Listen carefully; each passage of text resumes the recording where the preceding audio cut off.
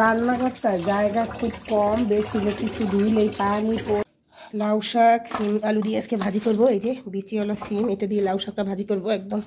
তার সাথে কিছু আলু দেব। বিচিওয়ালা সিম আর লাউ শাক দিয়ে ভাজি করলে খুব ভালো লাগে। আর সস্তাতে বস্তা করে নিয়ে আসছে কি আমার ভাই, দেখেন শালগম নিয়ে এসে কতগুলো। শালগম খেতে ভালোই লাগে, তবে একদমই সস্তায় পাইছে। তবে এগুলো বাসি হয়ে গেছে, হ্যাঁ, হুডা হুডা লাগে কিনা জানি না। তবে লাউ শাক আর সিমটা একদমই তাজা। ও মাই গড, অনেক সুন্দর লাউ শাক, একদম মনে হয় গাছ থেকে এখনই পেরে নিয়ে আসছে। এটা আজকে দুপুরে ভাজি করব, সেটা সব কিছু আপনাদের সাথে শেয়ার করব। হ্যাঁ, আর এই শালগম, সস্তার শালগম দিয়ে কি রান্না করব সেটাও দেখবেন। এইদিকে পোলার চাল খুদ দিয়ে এনে একটা খিচুড়ির মতো রান্না করতেছি, হালকা হলুদ দিয়ে। এটা একটু উল্টাইয়ে দেই, সকালের নাস্তা আজকে দেরি হয়ে গেছে। ওইদিকে শাক বাছতেছি, আর এইদিকে একসাথেই নিয়ে আসছে শাক আর এই যে খুদ। এটা পরিষ্কার দেখি উল্টাইয়ে পাল্টা একটু লাড়া দিয়ে দেখি।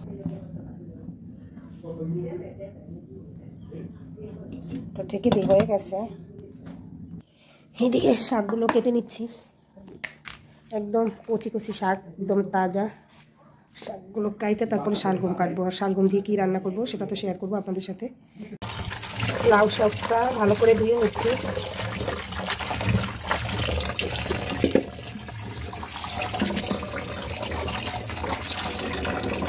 আমার রান্নাঘরটা জায়গা খুব কম, বেশি কিছু ধুইলেই পানি পড়ে একদম একাকার হয়ে যায়। কী আর করবো,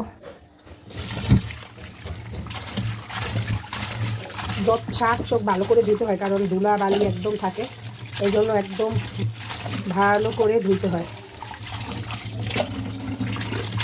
আমি তো শাক অনেকবার ধুই,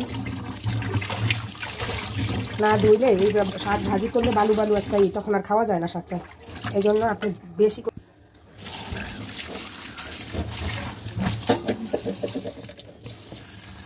ওই যে শালগম দেখছেন, এটা দিয়ে এই মুরগির চামড়া গিলা কলিজা মানে হাড্ডি দিয়ে রান্না করব।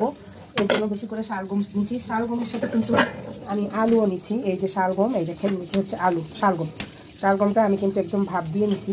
শালগমের একটা গন্ধ আছে, ওটা যেন না আসে। এখন হবে শালগম আর আলু দিয়ে মুরগির চামড়ার গন্ধ। কেমন হলো বলেন তো? এটা কিন্তু দেশি মুরগি তো, তাই খেতে দারুণ লাগবে। এই জন্য বেশি করে শালগম আর আলু দিছি। লাউ শাক ভাজি করার জন্য আগে আমি বিচিওয়ালা সিম আর লাউ শাকের যে ডাটা আছে আর আলু, এটা একটু লবণ আর মরিচ দিয়ে হালকা একটা ভাপ দিয়ে তারপরে শাকটা দিব। তাহলে হয় কি, এই ডাটাগুলো আর এই সিমগুলো সেদ্ধ হয়ে যায় হালকা, আর একদম শাকটাও সবুজ সবুজ থাকে। সেজন্য এটা একটু হালকা সেদ্ধ করে নিব।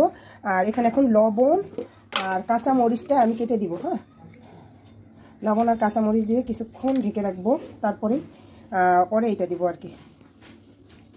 কাঁচা মরিচ দিলাম, এখন ঢেকে নেব আর কি। তারপরে এই শাকটা দিব, তারপরে এই শালগম আর এটা রান্না করবো। মুরগির হাড্ডি চামড়া দিয়ে শালগম আলু দিয়ে তরকারি রান্না করব। এইদিকে এখানে ডাল বসাই দিলাম, পাতলা ডাল রান্না করব টমেটো দিয়ে। আর এই যে ভাত হইতেছে, ভাতটাও বলক আসছে। ডাল ঘুটনিতে একটু ঘুটে দিতে হবে। এই যে সিমটা শাকটা ভাজি করার জন্য দিয়ে দিছি। হ্যাঁ, এখন এগুলো ভেঙে ভেঙে দিতে হবে, আলু আর সিম। বাগারের জন্য পেঁয়াজ রসুন কুচাই রাখলাম। লাউ শাকটা সেদ্ধ হয়ে গেছে, আর ওই কড়াইতেই শাকটা বাগার দিচ্ছি। এই যে পেঁয়াজ আর রসুন কুচি দিলাম, একটু বাদামি কালার হয়ে গেলে আমি শাকটা দিয়ে দিব। এখন এই শাকটা দিয়ে দিব এর মধ্যে, লাউ শাকটা যে ভাপ দিয়ে রাখছি। দেখছেন, আনতে বলছিলাম ভর্তা শাক পায় নাই, তাই লাউ শাক নিয়ে আসছি। লাউ শাকটা আমার অনেক ভালো লাগছে, একদম সুন্দর ছিল, তাজা। হয়ে গেছে শাক ভাজি। এখন আমি চুলাটা বন্ধ করে দিলাম। এরপরে একটা বাটিতে নিব মজাদার লাউ শাক ভাজি। শাক ভাজিটা কিন্তু নামাই রাখছি, একটা বাটিতে আলাদা করব। আর এটা হচ্ছে এই মুরগির চামড়া গিলা কলিজা দিয়ে এই যে শালগম রান্না করব।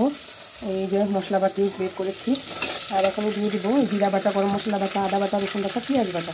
এখনই একটা একটা করে আমি এখানে অ্যাড করব। রসুন বাটা দিচ্ছি, আদা বাটা,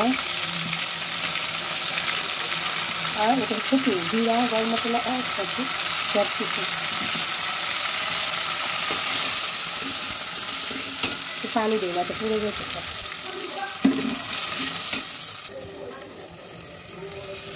এখানে লবণ দিলাম, তারপরে আর হলুদের ফাঁকি, মরিচের ফাঁকি, মরিচটা একটু বেশি দিব।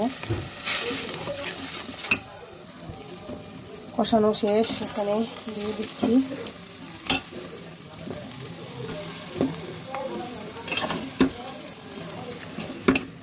এগুলো হইতে সময় লাগবে।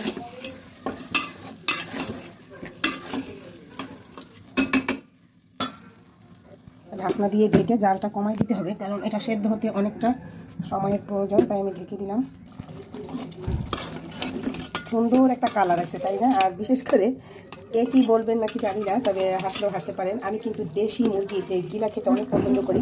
এই যে দেখছেন, এটা কিন্তু আমার পেটেই যাই। আবার আপনারা যদি কেউ পছন্দ করেন নজর দিয়েন না, আর কেউ পছন্দ করলে লজ্জাও পাবেন না বলতে, এটা খাবারের জিনিস, খাওয়া কোনো হারাম না। আর আমি এই পাকনা খেতেও বিশেষ করে ভালোবাসি, চামড়া, তারপরে এই যে গিলাটা আমার অনেক পছন্দ। দেখছেন, এইটা দিয়ে আজকে এক গাধা সবজি রান্না করব, মানে আলু আর শালগম দিয়ে রান্না করব। আর এটা সেদ্ধ হোক, আরও কমাই দিলাম জালটা। হয়ে গেল রান্না। পাকনা আর চামড়া, এই যে মুরগির চামড়া পাকনা দিয়ে যে শালগম তরকারি রাঁধছি সেটা কিন্তু হয়ে গেছে আলহামদুলিল্লাহ। এই যে